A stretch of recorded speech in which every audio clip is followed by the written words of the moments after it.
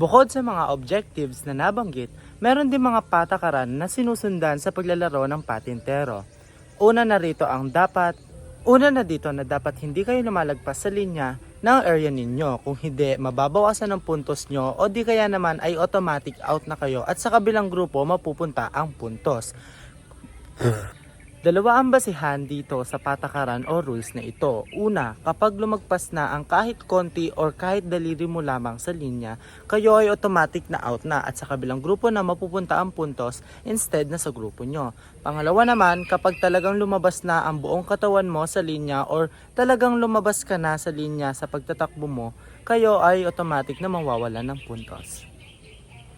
Mayroong 3 linya sa area ninyo, ang nasa unahan, sa pangalawa o ang gitna at ang huli.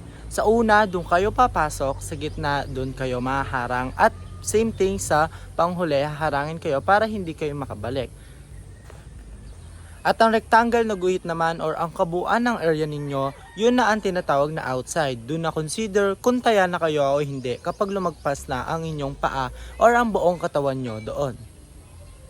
Isa pa sa kinoconsider sa paglalaro ng patintero ay ang pag-touch ng damit, ng buhok ng mga kababaihan, kaya karamihan sa mga naglalaro na babae ay nagpupusod ng buhok.